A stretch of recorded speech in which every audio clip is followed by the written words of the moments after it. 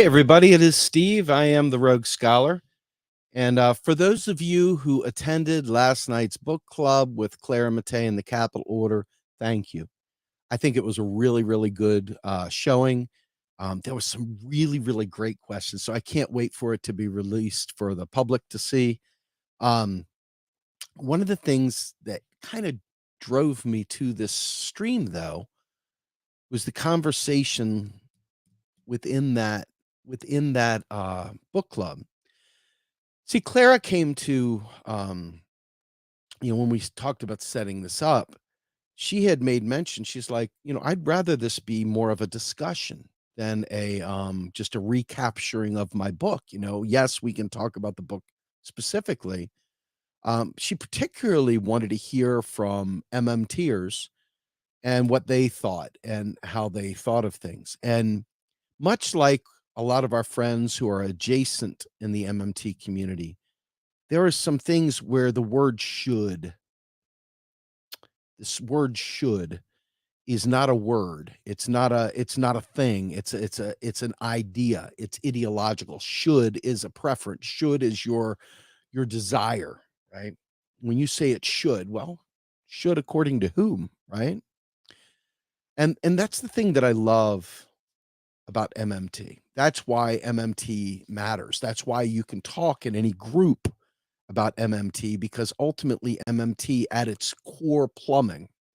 I'm not talking about the some of the theoretical framework, although I do believe that right there is also ideologically sound and neutral, quite frankly. Okay. But if you look at Marxists, for example, they don't come into a conversation with the operations manual of how the system works. They come in with a lot of shoulds. They come in with a political economy. They come in with a belief system of how they'd like things to be. And so you'll oftentimes see MMTers and Marxists doing this. Then again, you see MMTers and neoclassicals coming together the same way. And what you typically find is that Marxists have a belief, and it's a good belief. It's a belief I share in, by the way. I want you to understand the difference between Marxists coming to learn MMT and MMTers coming to learn Marx is very different. It's a very different, you're coming together, you're bringing two things together. You have Reese's peanut butter cup, peanut butter and chocolate, and you have chocolate and peanut butter coming together. Two different things, the same chemical makeup, if you will, right? But the problem is, and this is where the should word comes in and stuff. The problem is that when you have a religion already, and I'm not saying Marxism is a religion, although I do believe some Marxists have a religious belief in Marxism, not necessarily scientific Marxism, because if they had the scientific Marxism, then MMT would make total sense to them. But in the absence of that scientific Marxism, there is there's a delta. There's a delta there, because MMT is not saying, well, we could do this, or if we just implement MMT and stuff like that. Because quite frankly, maybe you would do things a little differently if you were starting from a different point of view. And so, you frequently hear class analysis, class struggle. These are all very important points, because at the top of the food chain, when Congress passes a law, okay, and when they pass that law, we know that the rule of law, the power of law, is decree. And by decree, we're talking also fiat. Fiat means by decree. So when Congress writes a law, it issues instructions. The question within the Marxist space would be, whose class interest are you serving with that law? Whose class interest are you serving by which the way you bring that money into existence? Are you paying the man, or are you paying the laborers for their work? So there's these things that they're very important. They're very important, but they're not MMT, right? They're not, um, It's like an overlay of MMT. Political economy overlays the plumbing, right? Because, like, I oftentimes say a hammer in the hands of a carpenter builds you a house. Hammer in the hands of Ted Bundy, you'll kill a bunch of girls in the sorority row. Okay. So a hammer is still plumbing in this case, if you will. It's still analogous to plumbing. The hammer is the hammer. How you use it, what you get, what you do with it is where the ideological perspective comes in, right? But MMT on its own is not ideological in that frame, in that way of in that kind of vernacular. It's not ideological in any way, shape, or form. And that troubles people because it's neutral, right? So if it's neutral, then that must mean it's also cleaving to status quo. And status quo, we know, is not necessarily good, right? Status quo is if you're hurting and everything just stays the same, you're going to continue to hurt, right? So I just kept thinking to myself, if I could only get into the heads of people who I consider my kindred, right? Because I'm the MMTer coming to Marx, and I'm trying to get Marxists to come to MMT, but not come to MMT and abandon Marx. I'm telling them to come to the middle so we can take the important stuff about class consciousness and class struggle, marry that with an understanding of state theory of money and understand. But see, here's where it gets tricky, right? Because obviously, the further down this trajectory you go, and if you think about a spectrum, right? Over here, you have total, like, right wing, kind of like anarcho capitalism, right? The ANCAPs. That's the farthest to the right you get. And then on the other side, you get the communists. Well, the thing with communism is that it's a stateless, classless society. So if it's stateless and classless, then state theory of money is a problem for that, right? If you don't have a state, so you have to figure out where the currency issuer resides, because state theory of money says that I've got to have some sort of tether, some sort of a magnet to pull the currency through the pipe. So I put the magnet there, and the magnet in this case is taxes. It's fines, fees, penalties, things payable only in the tax, in the unit of account. But if you don't have a fundamental understanding of that plumbing, and you're trying to marry it up with a belief system, a theory, a concept of political economy, a concept of the relationship between capital and labor, if you're not able to merge those two things together, you're in a position now where you're going to be fighting, and you're going to be fighting an awful lot. And they're with people who are right there. You're like, you're so close to one another, it's almost imperceptible. So for me, I felt like it was important that we could, how do I say this? Compartmentalize the operational truths, if you will, of how currency operates and how currency is spent into existence. And on the flip side, how to overlay the belief systems of various groups that are adjacent to us. The social democrats, we've already seen, it's kind of like, hey, we can go ahead and throw you a basket of programs. That's their ideological proclivity. Here's a basket of programs, go forth and be happy. That's not the same thing as socialism. And people weirdly think that socialism is just free stuff. I think there probably most of us at some point in time that haven't read some theoretical work. Probably all of us at some point in time thought that socialism was, hey, free stuff, or the government taking care of you, etc. When in reality, socialism is just completely a relationship between who owns the means of production, who owns their own labor? Is a person alienated from their labor and their money that comes from their labor skimmed from a capitalist on top? Or is it going directly to them where they get to make collective decisions as labor? So this is a very different thing than free stuff. Okay.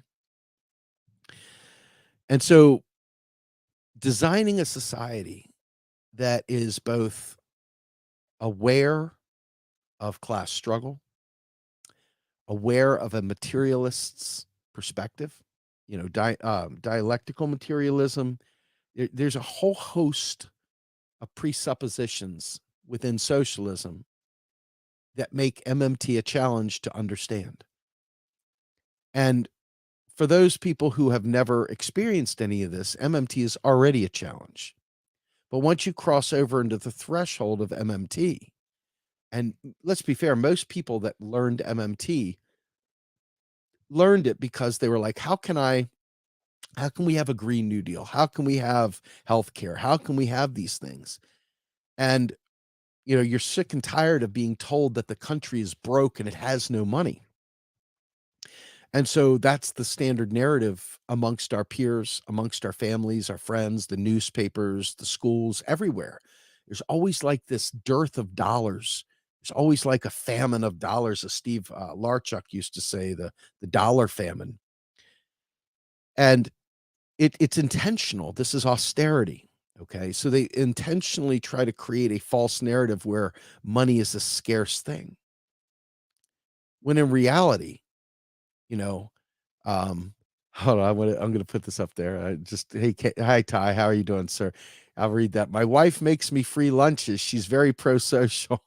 It's for the greater good because I'm not hungry anymore. Socialism isn't so bad.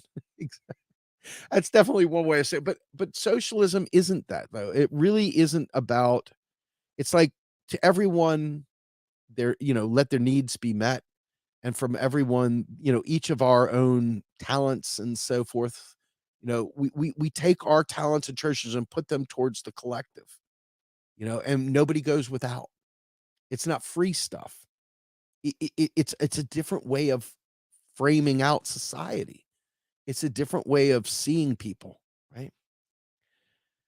And I hate capitalism to my bones. Hate it, hate it, hate it to the point where like it keeps me up at night. Just the sheer stress and um fear and all the stuff that chasing after things that don't really matter and having no choice in it because if you don't, the IRS will be after you. These are things to me that are incompatible with society, you know, thriving. It's incompatible because everybody's fighting to beat the other, fighting to be the winner, fighting to be the top dog. And, people celebrate that form of competition, but that form of competition requires losers. It's not cooperative. It's not collaborative. It's not win-win. It's win-lose. And we celebrate in this capitalist society, we celebrate winning.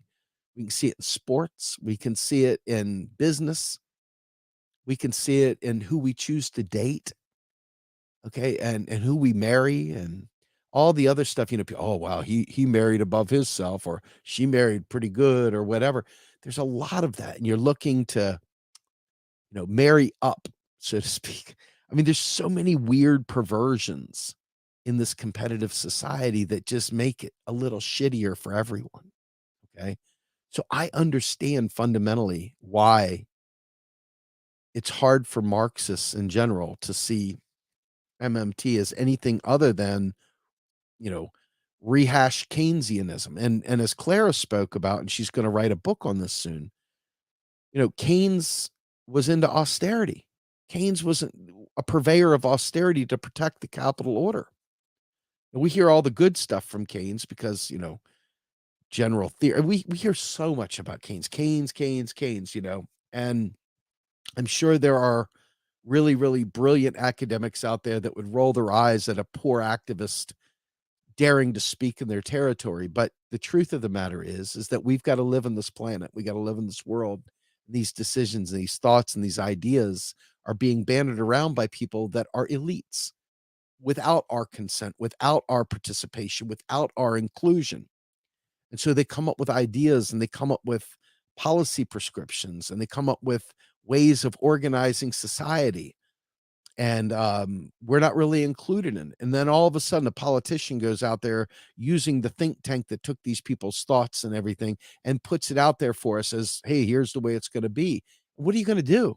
You don't have any basis to push back on. You don't understand the plumbing. You don't understand what is possible. You just have to kind of go along with what they say. And when you think about who the politicians serve, it's quite clear that they don't serve our class interests. Our government should be we the people, but our government is not. It's we the captured. It is a government for and by the capitalist class, the capital order, and everything. I mean, when you watch economists and you watch people that write about the economy, talk about the economy, they're always talking about Wall Street.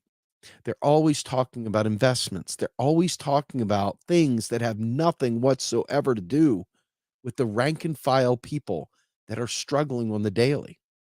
So there's no analysis of that. They blow right by it like you're just a peon. You just didn't do the right things. So naturally, we're going to focus on the people that do good. And those people that do good are the people that invest in Wall Street. So all of the economic uh, literature out there, all the economic discussions mostly trend towards the awesomeness of the entrepreneur, the awesomeness of the investor, the awesomeness of stockholders and shareholders and things like that. Instead of treating we the people as shareholders in our own country, in our own domestic gross national product, and our GDP as a whole is completely detached from us. The nation's income means nothing to us because we get this tiny sliver, and there's very few winners and many, many, many, many losers.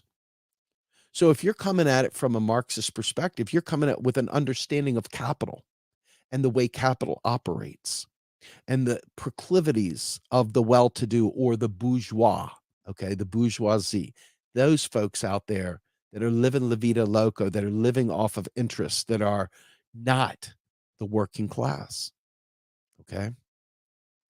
The working class is not representative. It's not representative within our government right now.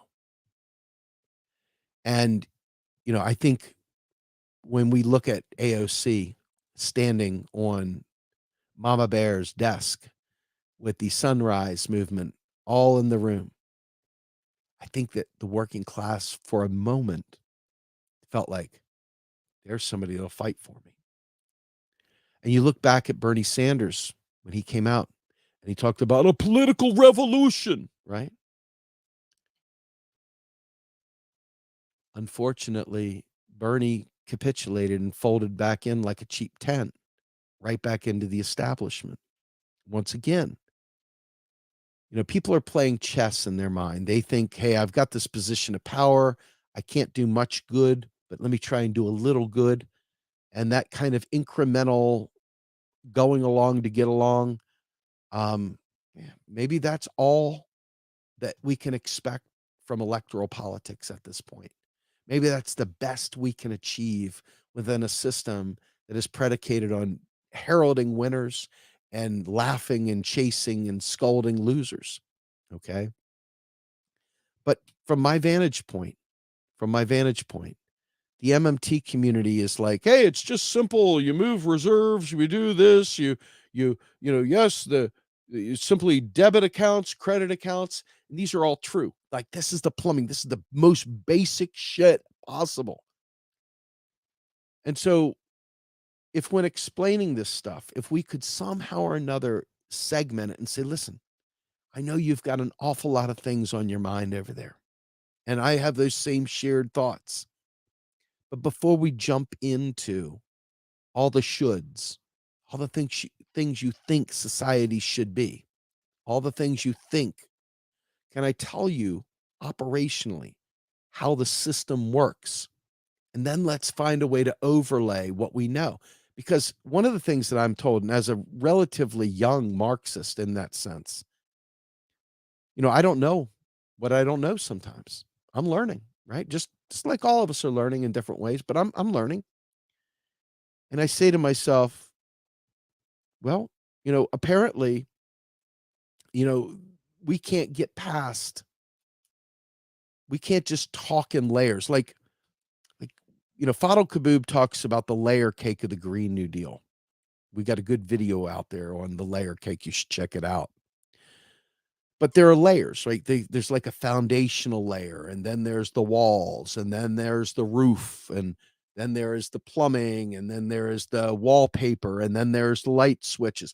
There's all these layers. So if you were doing one of those clear overlays, like back in the day when they do the anatomy, okay, you had all those clear sheets, you'd pull it over and you'd go down. It's like, here's the nervous system, here's the circulatory system, here's the whatever, right?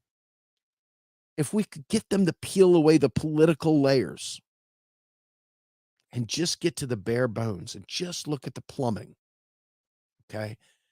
That's my goal. That's my desire, is so they can understand how the plumbing works and then drop the other overlay over top of the foundational plumbing and say, okay, because I'll give you an example. You know, there is a lot of, I don't know, stupid conspiracy drivel about central banks. That does not mean, just because I'm saying it's stupid conspiracy drivel, that does not mean that I'm saying, hey, these central banks are acting in our interest. They're not. They're acting in a different class interest than ours. You'll notice that when the Fed chooses to liquidate or write off or write down their balance sheet, that it's never for Main Street. It's always for some bank. It's always for some industry. It's never for Main Street, though. And part of that is because you and I don't have accounts at the Fed. Okay. So they don't really have power over that. But there's nothing wrong with structuring programs or structuring relief for the people. But they don't do it because they don't have our class interest at heart. So understanding that the functions of the Fed in and of themselves are also benign. They could be zero interest rate policy forever. You could deal with things through fiscal policy. You could deal with things through taxation. You could deal with things through regulation. Um, Instead, the Fed, of course, has a hammer and sees everything as a nail. So interest rates are the policy they use, quantitative easing, things like that. These tools are very much not understood by Main Street. And so when someone brings it out and explains, quite frankly, what quantitative easing is or what these things are, what ends up happening is there inevitably somebody says, oh, they're printing money. One of the most ill-conceived, wrong-minded ideas ever. Okay. But this is an unfortunate result of not understanding what's going on. Okay.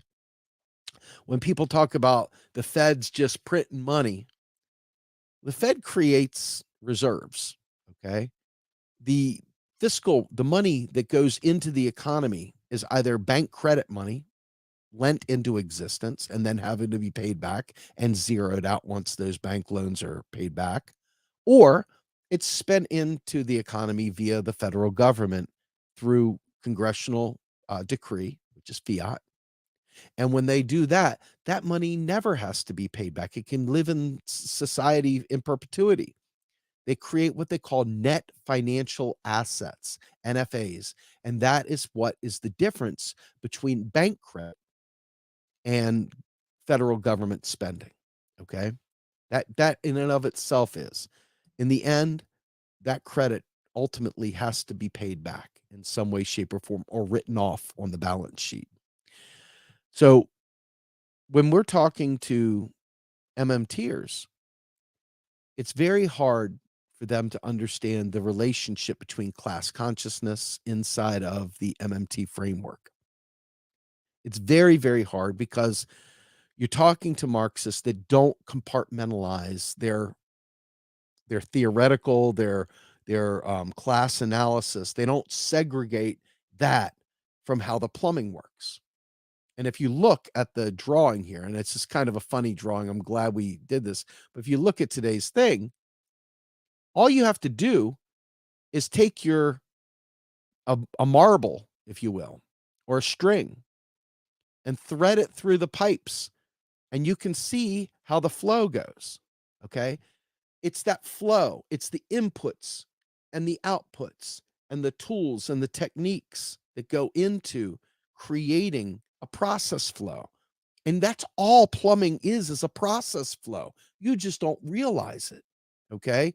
It's like a circuit board with AND gates and OR gates. You turn a knob on, it allows hot water through. You turn another knob on, it allows cold water through. These are the same things as your circuit boards on a computer. It's plumbing. On the internet, when you look at the backbone of the internet and you look at all the different branches off for distribution fibers or distribution cables or distribution wireless connections, all these things are a form of plumbing. They're all plumbing and a process from getting in the shower, turning on the water, scrubbing your ass, doing all the other things you're doing, and then drying off and getting dressed, putting deodorant on, brushing your teeth, combing your hair, whatever. It's a process. Okay. Now you could do things out of order, but if you go to work with your hair uncombed, people are going to say, "What's up with you, man? Did you have a late night? Your rough night? What's going on there?" Right. So there is something there to the outcomes. Right. And one of the other things I think is important to compare all this to, if you were into software design, what we would do is a trace route. We would want to see if we put a 1 in here, when it comes out the other end, is it the expected outcome? Do we have yeah, I wanted to do the drawing, but I think that there's more heart and soul to this than the drawing, unfortunately. I want to make sure that we understand that in order to have a conversation with people, we've got to agree on some basic shit. Okay. Otherwise, you are constantly chasing your tail and you're going to fight with people that are your friends, that are your allies, that are people that are adjacent to you, et cetera, they just are uneducated. And maybe you're uneducated on something too. But if we can make, instead of class consciousness, which is very important, but if we could, in talking about how we deal with modern society today, if we could sit down and just understand the way the plumbing works without ideological blinders on. And then after we've established how the plumbing works, then reassert our blinders on and see if it matches up, if it works. And if it doesn't, then we course correct. See, scientific Marxism, this is what was told to me because I had a real problem with Marxists for a long time until I decided to become one, right? Till the facts kind of led me that way. They just don't have monetary operations correct. They don't. They just don't understand it. And you know, it's not a big old, dunking on someone. The fact of the matter is most people that understand the plumbing don't have a class analysis, and you can see it in many of the MMT community where they're just like, "Oh yeah, just invest in some Tesla and invest in some lithium and my portfolio's strong and whatever," right? That's definitely not class consciousness right there. That's some bougie stuff, right? But everybody's got a little bit to learn here to come together to make that marriage work. And that's what I'm trying to do. That's what I've been trying to do. And you'll see, there are people that I interview that are not MMT. It's not because I'm not MMT. It's because I'm trying to grow the tent. I don't want to pollute and dilute the sauce. The plumbing should stay the plumbing. Okay. It's the ideological overlays where we start branching out. And I got to tell you, right here, right now, in today's society, I think the hardest thing to realize is for MMT to matter in the same way for a leftist, for a true, honest to God socialist. Okay. You've got to know that the people that are instituting laws have your class interests. As of right now, we have got more proof than any point in time in our history that not only is our political system captured by moneyed interest and wealthy people, multinational corporations, um, you know, different cartels of different stuff. Okay. To me, it's very important to recognize that there's a political element, a very strong, very important political element to MMT. Now, MMTers would never tell you otherwise. The problem with many of them, many of my friends, is that they would just tell you to go vote for random Democrats. And those Democrats don't know MMT either. And many of them are perfectly comfortable with Wall Street and all the rest of it that are skimming from labor. And this concept of a casino capitalism through the fire sector, through gambling and investments and gambling with shitcoin. And yes, by the way, Bitcoin is just as bougie and just as shitty as the rest of it. Same speculative nonsense. Okay. But without being able to have the power to elect people that have class consciousness into the game, it makes it very hard to trust the outcomes. And so all the talk of MMT, to me, largely benefits those people who have a deficit of imagination and who are not ideologically given to Marxism or anything else.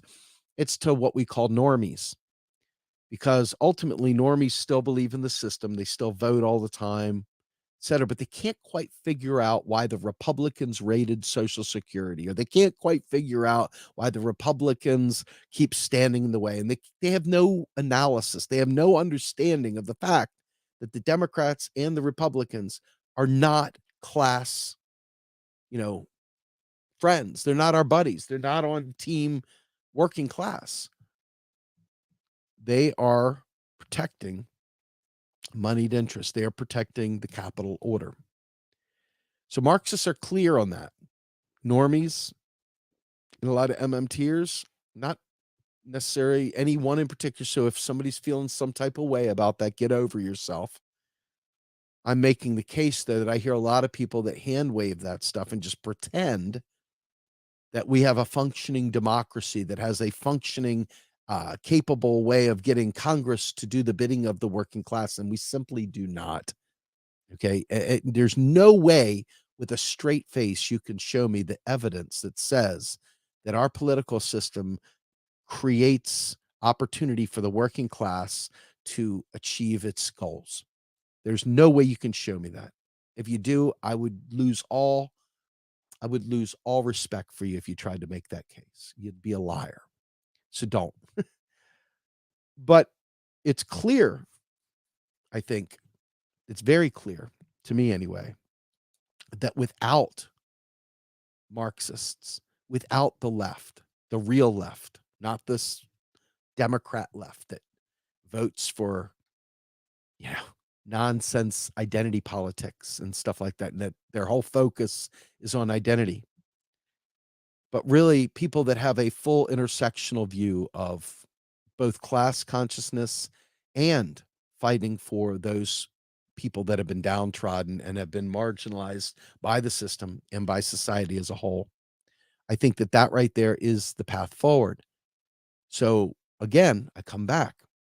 How do you get us to agree to the plumbing so that we can move forward together and radicalize people, get them on board with an understanding of class consciousness while simultaneously really, really beginning to think through what the world looks like if we were in power, if we were to run the world, if we were to have the government, if we were governing, right? Governing. Hey, instead of just being out there in the streets yelling and throwing rocks with bandanas and masks, actually sitting there and governing for the people, by the people, with the people, in hopes of helping the working class.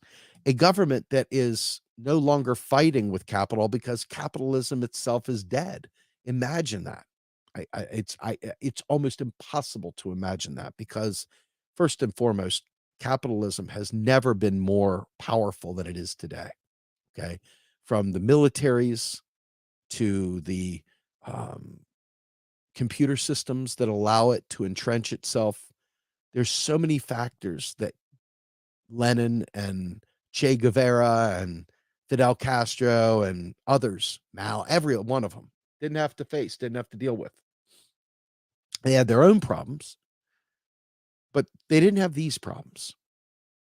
And these problems that we're dealing with are real and very, very hard to overcome if they can be overcome. If it's not going to require a mass tsunami or something to destabilize society to bring us back to the primitive. God, I love that song. I don't know if y'all like Soulfly, but it's one of my favorite songs, Back to the Primitive. Um, Back to the primitive. Fuck all your politics. Anyway, this is a task. We're not going to solve it on this live stream, by the way. I wish we would, but we're not. We're not going to solve it on this live stream. But I want to frame the conversation so you know what you can expect in the future. I want you to understand that I'm not trying to make Marxists forget who they are. I'm trying to enhance that, just like I'm trying to enhance my MMT with my newfound Marxist framing so that I'm working for the working class. I'm looking at things through a class consciousness, not through the lens of the mainstream media, not through the lens of people who have it well and are investors that think the sun always shines on them, depending on if it's a bull market or whatever. I'm looking at people who are not looking to be landlords, who are looking to make sure everyone is taken care of. To me, that right there is the greater importance. But to do that, you got to understand how the system works. And so therein which lies the crux. And I heard some things in the book club last night, some comments, in particular, even from Clara. She said something very powerful, actually. She basically said, and I wish I could say this exact, but I can't. She basically said something to the effect of, um, MMT shows us what's possible today, but we need to be thinking about what the future looks like with a class analysis. And I think that's a fair way of saying it. I don't know if she said that exactly the way I said that. I'm not even sure if what I just said is something that she means. I don't want to put words in her mouth, but I think that's what she said. And so I find it just as challenging talking to regular people that their hard-earned tax dollars are literally not a funding mechanism. The bonds are not a funding mechanism. I find it very challenging to explain because most of what they think they know, they don't really know. Most of what they think they know is stuff they have kind of synthesized based on hodgepodge of different inputs that really are not coherent. So I'm going to ask you, take a moment, take a few moments, go back to episode number 1 of Macro and Cheese. Listen to that from Bill Mitchell. Listen to it very closely. He explains the congruency and what the theory is. In fact, the first episode is called Putting the T in MMT. Okay. And understanding the theoretical framework as well as the plumbing.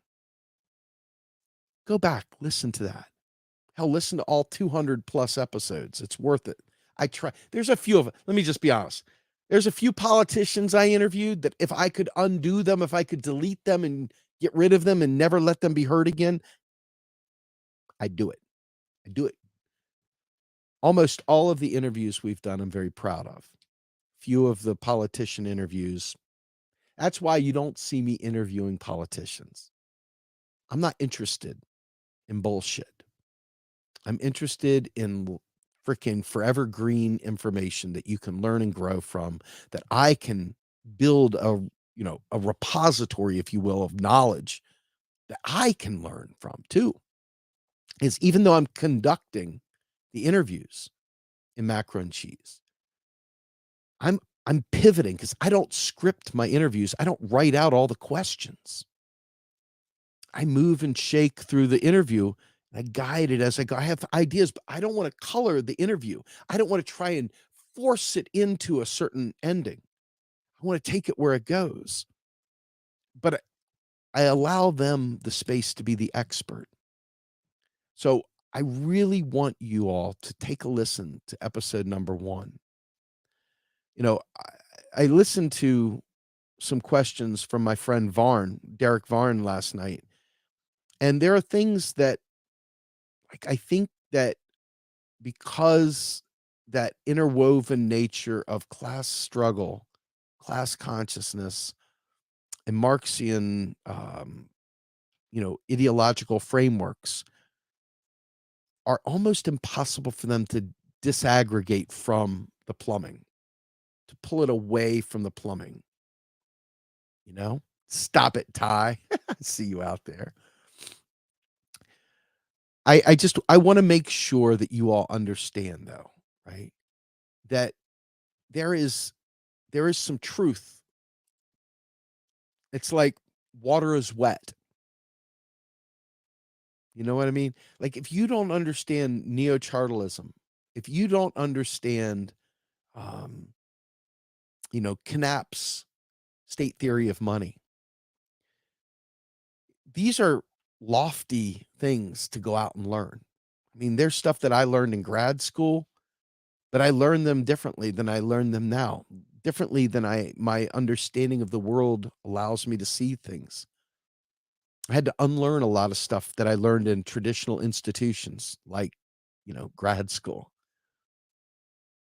And so it's easy to understand why people wouldn't understand. Where it becomes a problem is people speak without knowledge. They just flap gums and say things about the economic system that they don't understand. And to me, this is probably pretty harsh. I'm not going to lie. But to me, rather than make up a story, rather than fill a hole without actually, learning, why not just say you don't understand? Why not just, yeah, I don't know. It's okay to say that. I don't know if I've brought this up on the show before, but there's an old kind of a disaster type movie that I love. I don't remember if it was like 2004 it came out, but it was called The Core, and Stanley Tucci played this brilliant scientist, and there's this other guy who plays kind of like a brilliant scientist too, and there's all these brilliant scientists, and Stanley Tucci's always coming up with bullshit to answer people, and the one guy leans over and says to him, "It's okay to say you don't know." They're driving this like centipede like tunneling device that uses these lasers to blow holes through common ground and go to the core of the earth to restart the center of the earth, right? To set off nuclear weapons in the liquid metal that makes up the outer core. And they're hitting all these weird empty pockets, and they're like, "What is this?" He's like, "I didn't teach the computer how to deal with empty space." And then he's like, "Oh my God, we didn't calculate the density of this material right, so we didn't bring enough nuclear bombs to get the center of the earth spinning again." And, he's out there just trying to make up stuff. But the reality is he didn't know. And finally, the other scientist said, "It's it's okay to admit you don't know. That's what most of the people out there that talk about the private Federal Reserve and the Rothschilds and all the other things, that's what they remind me of. They remind me of Stanley Tucci and the Core, afraid to admit they don't know what the fuck they're talking about. So, but we got to win them too, right? We got to work with them too, because it's not good enough to think that we can just vote our way to the system that we want, the world that we want. I'm going to be honest with you. Change happens way too slow for my liking. And with Marxists basically completely checked out of the system because the system itself doesn't represent their class interests, so they don't see much value in it. And the social democrats who don't think anything other than vote blue no matter who. We got a lot of work to do, and we're never going to get there. And we're not going to get there anyway without having a shared foundational belief. Okay. And so, again, that's what this is all about, the plumbing. Get to understand the basic plumbing. The dollar, in this case, is a simple public monopoly that is being leveraged by the wealthy elites. That's it. It doesn't mean that it in and of itself is bad. It's just in the control, it's in the hands of the people who do not share our class standing. Okay. And so if you understand that, it's going to require you to have a different political expectation, a different political modus operandi. I mean, you're going to have a different approach. Okay. And as you know, I don't believe, it's not that I don't believe in electoral politics. I believe that in democracy. I believe in a dictatorship of the proletarian, the people, the working class. And yet at the same time, if we were to build the future today, would we have the tools to do it? How can we make life better today? Or is the goal to accelerate collapse and pray to God that it's so bad and ugly that we take over, right? I'm not sure that that's a real thing. I'm not sure that that's not just a fantasy book waiting to be written. And so we've got to find a way to work within the system that we have today to even change it, or to get enough people to agree that it's broken to take the necessary steps to fix it. Otherwise, you just end up suckling right back into the establishment and nothing really ever changes. Okay. I have fought many fights. For those of you out there, I was reading somebody who's like, Steve's just going to throw up a wall of words and then he's going to slam me. And it's like, I'm not gentle. I admit it. I am gentle. That's not true. I shouldn't say it. But I do get perturbed in an extreme way when people come at it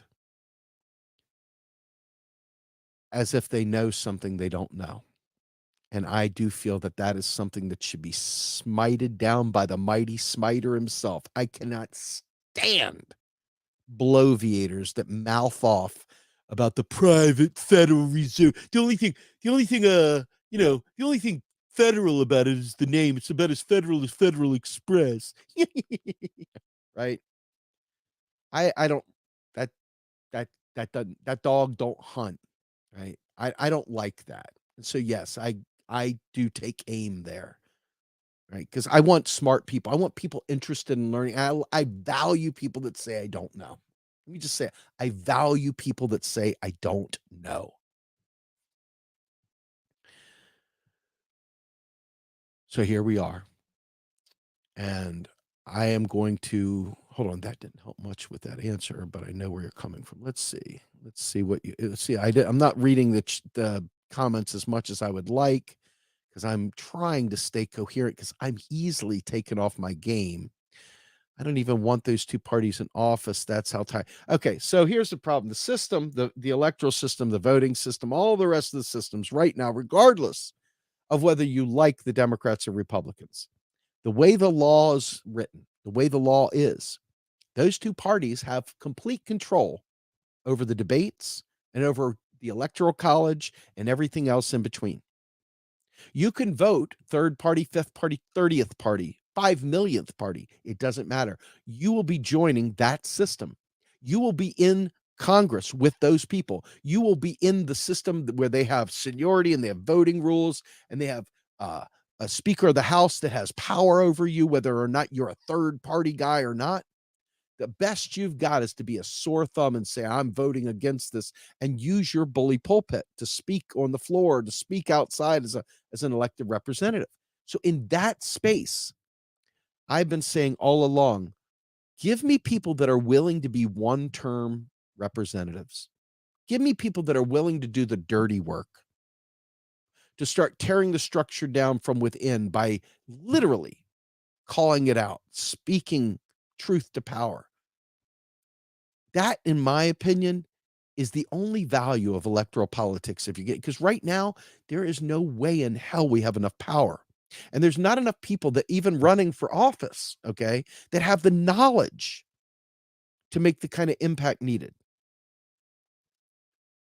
And that's a real problem, right? And that's why we are here to educate. That's why we're here to learn. That's why I'm learning every day. Folks, in no way, shape, or form do I come to this microphone as a finished product. Folks, I am learning right along with you in many cases. There's some things that I've taken more time than you probably to learn. That's an effort thing. That's something I made a decision to do. But I am learning every single day. I read constantly. I'm not telling you that that's something you have to do. I'm here to tell you, though, that without doing that stuff, you won't have the knowledge you think you have, and you won't have the knowledge you need to do some things. So you have to admit you don't know things. You can't keep going around telling everybody, yeah, but the private Federal Reserve, they're printing money. It's going to devalue it. You can't say dumb things and expect to be taken seriously. You can't just say those things and grow. Saying dumb shit may work at the pub, may work at the fire pit while you're tripping on mushrooms, but it doesn't fucking work when you're really talking about designing a system. And therein which lies the rub. And that is the nut that we need to crack. That is the thing. We need to get people pliable and willing to learn, willing to grow, and willing to take on new ideas that they didn't know of before, and evaluate those ideas through the lens of modern monetary theory and class consciousness. See that? Evaluate that through the lens of the modern monetary framework and class consciousness and materialism. Put the two together. I'm not going to sit there and analyze a plumbing system with class consciousness necessarily. I may reroute the pipes. I may take the pipe and say, hey, that pipe isn't serving me going this way. I need that pipe to go this way. That's a true statement. And I might want to do that. Okay. But you've got to understand the way the system works today. Yeah, the politicians are just stealing our tax dollars. Stop saying dumb things. You don't know that. See, it's those things that send me off on a tirade.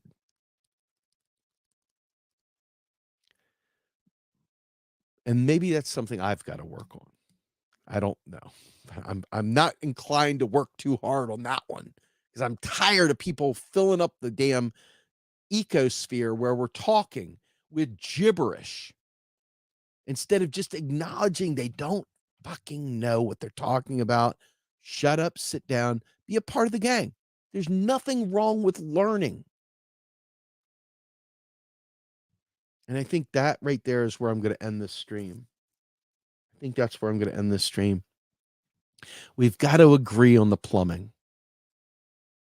And once we get that base coat down, we can do so much more.